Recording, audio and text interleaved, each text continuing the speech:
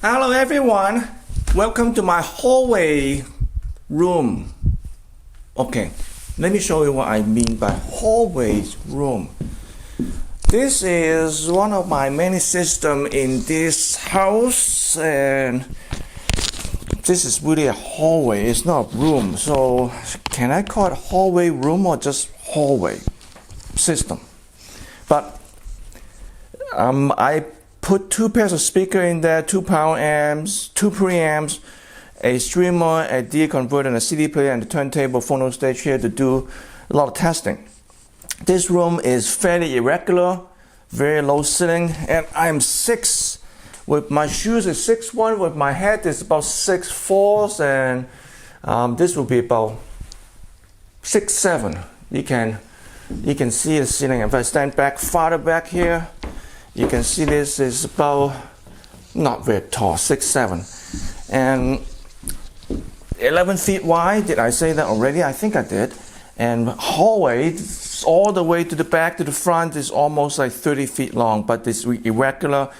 The camera is right behind the other wall, the back wall there, which is another only 2 or 3 feet behind the back wall. There's a washroom there. That's my dirty laundry behind the left speakers. There's a lot of other stuff shoved in the corner. So why am I using this room as a testing room? Well, not all rooms in every house are perfect. Not everybody can actually afford to do a dedicated room to begin with, and not everybody, maybe a few percentage of the people are actually able to actually spend tens of thousands or hundreds of thousands of dollars on a room to treat the walls and do all kinds of stuff. And I'm not one of them. I don't want to spend that much money to actually treat one room, then thinking about I can actually do a lot of good listening. I want to live. Not live in a normal home. I want to live in a home, not a laboratory. Anyway, but that's their game. That's okay too. As long as I accept them, and hopefully they will accept me the way I do my testing. And this is one of 8 other systems that I have active in this house, and all I need to do is turn on a switch and I can turn on any system that's active, and I'm working on the 9th. But that's not the point of this video. That my point of this video is actually thinking in a relatively small room, or kind of like not normal room like this, what kind of speaker can you put in there? It's very difficult for me to suggest what kind of speaker can you buy to put in there, but I have on social media, Facebook most of the time, I see a lot of people buying big speaker and just shove it against a flat wall, no toed in, right beside a component, very photogenic, but I cannot imagine they sounds very good. Not much image. Maybe the tonal balance probably very nice because of the speaker. Basically, you can put a speaker, clunk it down side by side, you can still hear a tonal nicely about the sound. But there would be no sound stage, no depth, no height, no width. Just not like, why are we buying expensive, fancy speaker and just treat them like that? Now the speaker won't talk back at you except like giving some music. But I just look at it as like, are you buying those speakers as like a show off, like wearing an expensive watch to get into the club? And I do mean get into the club because I have second-hand experience of that. You don't wear a right watch, you can't get into the club. So are you buying those speakers to get into the club, or you buying those speakers to get the best performance out of it, best potential out of it? And if you are, then you are not treating the speaker right. You either have to change the room or change the speaker if you're buying the speaker for music. And I have heard customer, not mine, just normal general public, saying like dealer pressure them to buy more expensive speaker because they sounds better. But their room are not able to support the speaker, then why bother to spend more money to buy the speaker that the room will not support it or them? So there's a lot of angle into this same topics, like why am I seeing this big fancy speaker in a small room but being shoved at the corner and not doing much? It's okay, yeah, it's photogenic, and we tell people that you have very expensive equipment, but are you enjoying it? If you're enjoying it, I have no beef about it. But if you're still thinking about, I need to buy those things to get in the club and to show off in the social media, if that's your game, I have no beef about it. But I also know there are a lot of people have been pressured to buy expensive speaker, or thinking if they buy more speaker, bigger speaker, they will get more. Now, second thing is I buy a bigger amp, they'll get more. No, they don't. Better CD player, better turntable, DA converter, preamp. I can go to long and long discussion. Not argument, but discussion to discuss that. But the speaker is the easiest things to pick on. I'm not trying to pick on it, but I'm just trying to tell you something that a lot of people may not want to hear. They probably know in the back of their mind, but they don't want to hear. They're hoping or thinking that if they can buy bigger and better speaker, they will sound better. Not really. Depends on where you put it in there.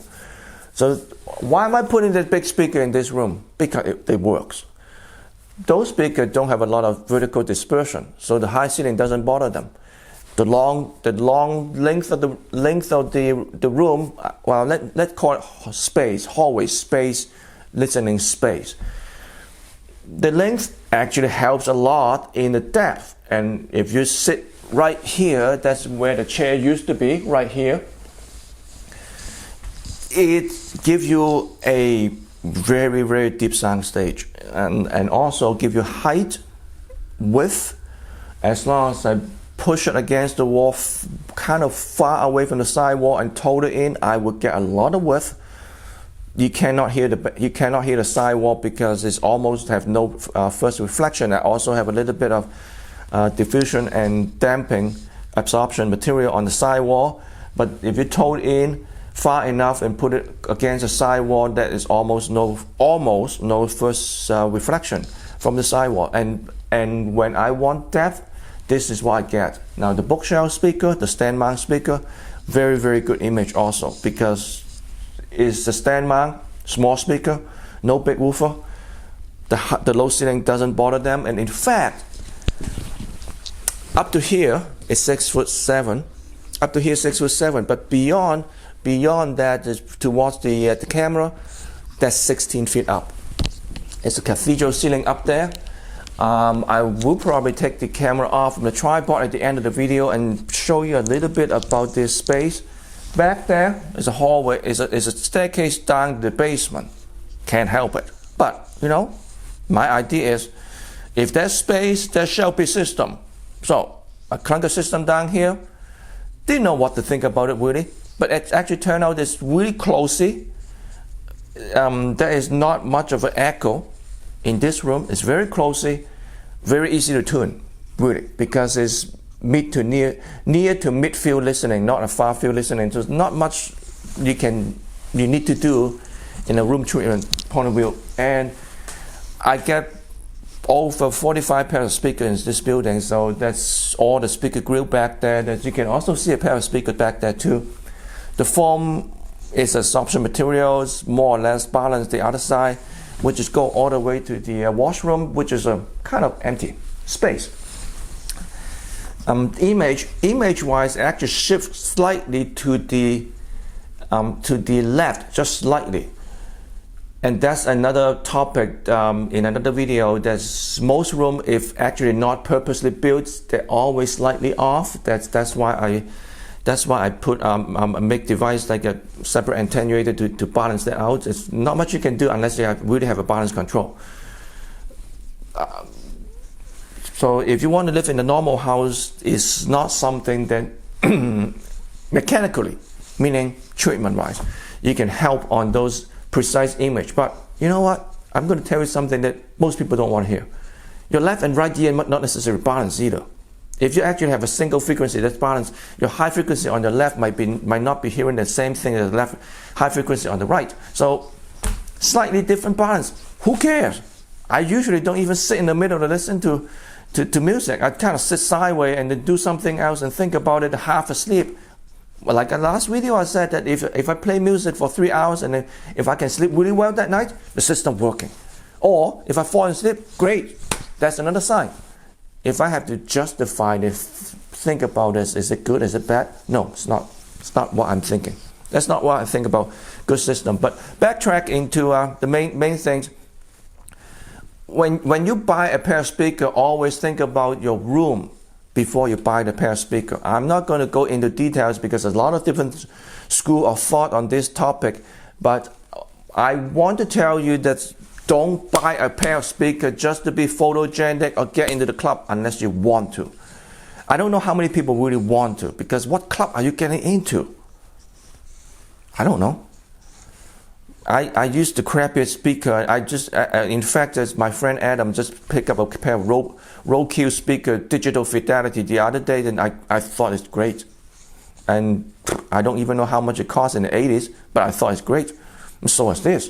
But if you put it in the right room, feed the right foot from the source, from the power amp, that's another thing. You got to feed them the right foot, but that's another topic. But what I'm talking, this one, I'm just talking about speaker and the room. So buy the speaker that you want, okay. If you want to get into the club, okay, buy the biggest pair of speaker, the fanciest pair of speaker. But I just can't stop myself thinking about, if you're buying a pair of speaker like that, just shove it in the wall and then put right beside the component. Like the 1986 component system, what's the point, really?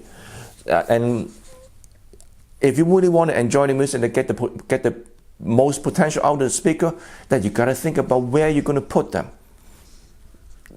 If you don't have a dedicated listening area, that's fine, but you got to think about where you're going to put them. And if you don't have a dedicated area for listening, buy something that actually more suitable. That is not necessarily more expensive or less expensive. Just something that's more suitable. And if you want to ask me what is more suitable, then I need to know what your room's like. And you feel free to put in the comment. I will try to reply on every one of them. I will try, but sometimes I miss. And I only have 24 hours a day, and I usually like to sleep for 6 at least, maybe, hopefully 8.5 once in a while. So I only have so much time a day, but I am willing to help you, give you some suggestions what to buy and what to look for. Well, until next time, stay safe. I am going to turn off the camera. Take the camera off and just show you a little bit of room treatment in this room.